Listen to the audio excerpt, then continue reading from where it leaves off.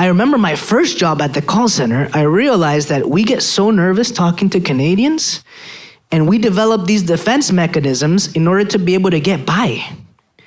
I find that when we get nervous, we just say like half the sentence in English, and when we run out of words, we complete the sentence with a sound. Half words, half sound. I remember I was late the first time and my boss was like, "Why are you late?" I was like, "Well, the subway, an emergency," and I was like, "Ah!"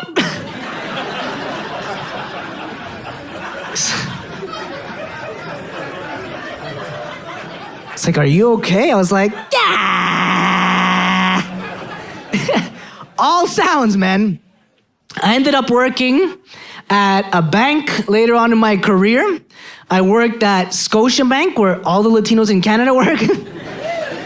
I worked at Scotiabank for 7 years on the investments team.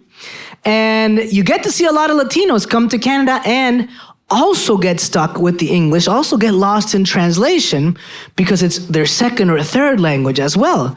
And my favorite day out of the 7 years I was at Scotiabank was when they brought this lady from Bogota, Colombia, to work with us here in the investments team. Very professional, director, an expat. And that first day, she was telling us that she was very proud because her son Ernesto had just been accepted to Yale University. You guys know Yale, Ivy League University. She was telling us in Spanish. We were all here sitting. And then a Canadian VP walked in and he was like, "Hey, Maria, what's going on? It seems like everybody's congratulating you. Can you translate?" And Maria, it's like she took Duolingo with Gloria from Modern Family, you know? Her English was not very good looking, and the VP's like, "Hey, Maria, what's going on? Can you translate?" Maria gets up in front of the entire investments team and she's like, "Ay, Mr. Esme, let me tell you. I'm so proud of my son Ernesto because he's in jail." The VP's like, "Oh my God. In jail?" She's like, "Yes, for 4 years. He's like, "Oh my God. Can we do anything to help?" She's like, "Ay, Mr. Esme, it's so hard making friends in jail, you know?" After like 5 minutes of getting lost in translation, he was like, "Oh, you meant Yale." She's like, "Just jail, Mr. Esmin. Same thing, don't correct me."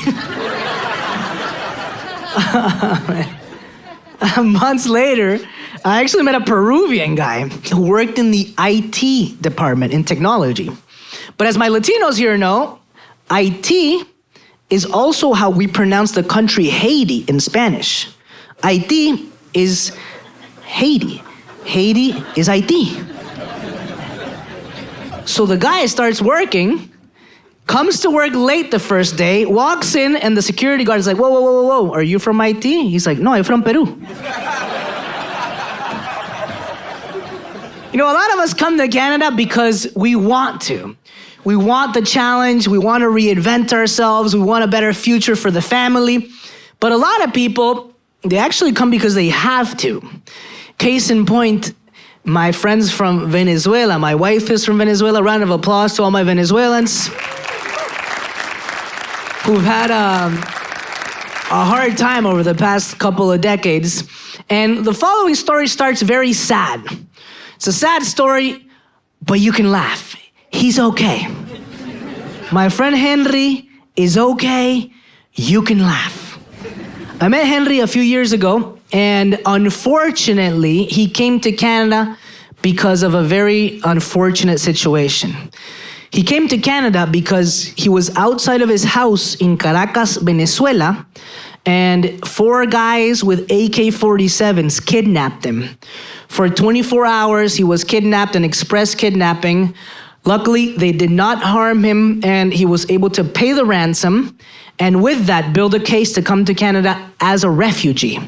That's when I met him, and I met him in his first month in Canada. Again, we were at a party, and as you know, when you meet new people, you're like, "Oh, why'd you come to Canada?" He was telling us this story. He was getting worked up, telling us in Spanish, and then one of our Canadian friends came into the circle. He's like, "Hey, this sounds like a crazy story. Can can you translate? Henry, little to no English. The guy's like, how do I say que me raptaron? Chamo, ¿cómo le explico que me raptaron? Raptaron. How do I say raptaron? How do I say raptaron? Que me raptaron. ¿Cómo le digo que me raptaron? How do I say raptaron? He's like, well, they raped me. Guy's like, oh my God. Who? He's like, four guys raped me in Venezuela. He's like, oh my.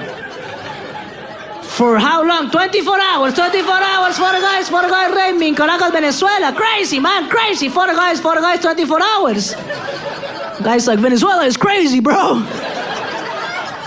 It's like, how did that happen? He's like, with guns, they raped me 24 hours, four guys with guns. He's like, bro, I don't want to know the rest of the story. This is too crazy. Can you just skip to the end of the story? And Henry gets up super proud and he's like, in the end, I pay them.